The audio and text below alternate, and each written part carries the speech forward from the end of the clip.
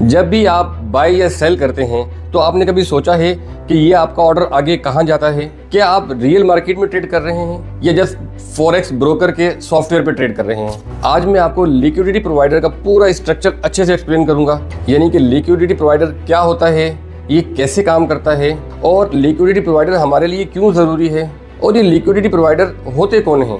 क्या हर broker liquidity provider से connected भी होते हैं कि नहीं, और ये प्राइस कैसे जनरेट होती है और किस तरह हम ये चेक कर सकते हैं कि हमारा ब्रोकर लिक्विडिटी प्रोवाइडर से कनेक्टेड भी है कि नहीं। मेरा नाम है SM शाहिद शाह और आज हम बात करेंगे कि फॉरेक्स ट्रेडिंग के एक ऐसे सिस्टम के बारे में कि जिसके बिना आपका कोई भी ऑर्डर मार्केट में एग्जीक्यूट हो ही नहीं सकता।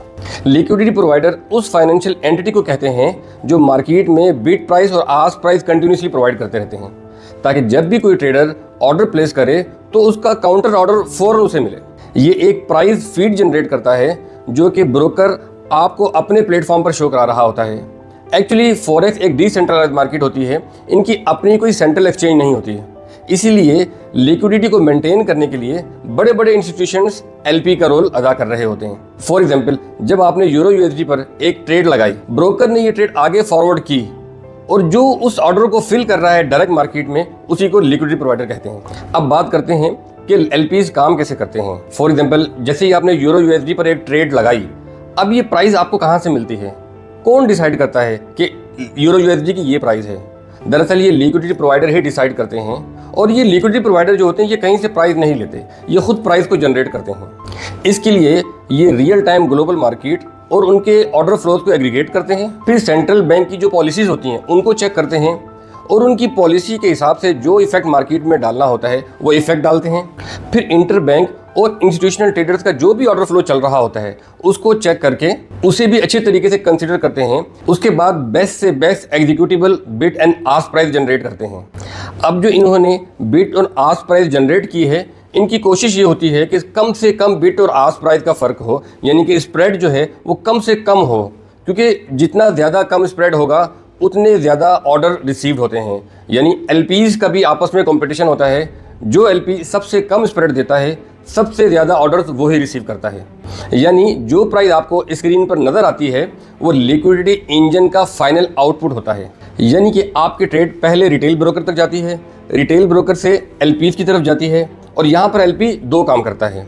एक तो इंटर बैंक और इंस्टीट्यूशंस के ऑर्डर्स फ्लोज को चेक करता है, और जो सेंट्रल बैंक की जो पॉलिसीज़ हैं उनको कंसिडर करते हुए एक प्राइस फीड जनरेट करता है और कोशिश करता है कि बेस्ट से बेस्ट प्राइस आपको मिले और उसी पर आपका ऑर्डर एग्जीक्यूट हो।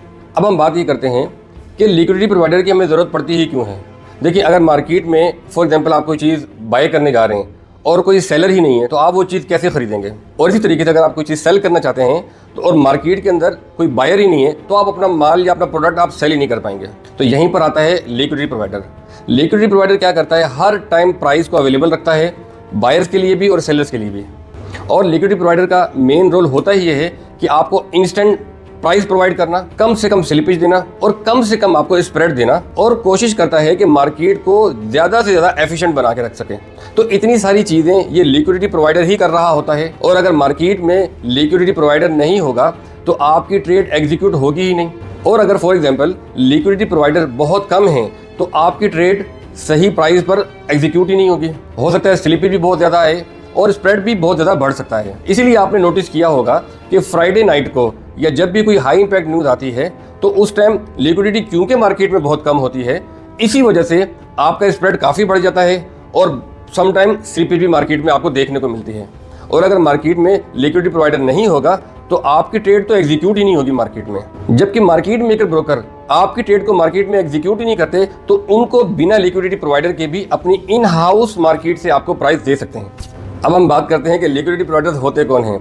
एक बात तो अपने माइंड में बिठा लें कि लिक्विडिटी प्रोवाइडर कोई छोटी कंपनीज नहीं होती, बल्कि ये दुनिया की जो टॉप टियर फाइनेंशियल कंपनीज हैं उनमें आती हैं, जैसे कि JP मॉर्गन, गोल्डमैन सैक्स, Citi banks, UBS, LMAX, XTX market, Barclays. ये तकरीबन कुछ 5 से 7 नेम्स मैंने आपको बताए हैं। इसके अलावा और भी बहुत सारे लिक्विडिटी प्रोवाइडर्स होते हैं, और ये इंस्टीट्यूशन बिलियन ट्रिलियन डॉलर्स की डेली बेसिस पर ट्रेड कर रहे होते हैं। अब हम आते हैं असल मुद्दे की बात पर, जो यकीनन आप सब जानना चाहते होंगे कि क्या हर ब्रोकर लिक्विडिटी प्रोवाइडर के साथ कनेक्टेड होता है? हर ब्रोकर लिक्विडिटी प्रोवाइडर से कनेक्टेड हो ये लाजमी नहीं है। कुछ ब्रोकर ऐसे होते हैं जो आपकी ट्रेड को मार्केट में फॉरवर्ड करते हैं, जबकि कुछ ब्रोकर ऐसे होते हैं जो आपके ऑर्डर्स को अपने ही इन हाउस ब्रोकर में सिमुलेट करते हैं। बहरहाल ब्रोकर मॉडल के ऊपर मैं ऑलरेडी एक डेडिकेटेड वीडियो बना चुका हूं, जिसके अंदर मैं आपको मार्केट मेकर के बारे में, ECN, STP और हाइब्रिड ब्रोकर के बारे में कंप्लीट एक्सप्लेन कर चुका हूं। अगर आपने वो वीडियो नहीं देखी तो वीडियो लाजमी देख लें, उससे ब्रोकर टाइप्स के बारे में टोटल आपको क्लियर हो जाएगा। अब तक आपको ये तो मालूम हो गया होगा कि लिक्विडिटी प्रोवाइडर क्या होता है और ये कैसे काम करते हैं, बट बात यह है कि हमें कैसे पता चलेगा कि हमारा ब्रोकर लिक्विडिटी प्रोवाइडर के साथ कनेक्टेड भी है या नहीं।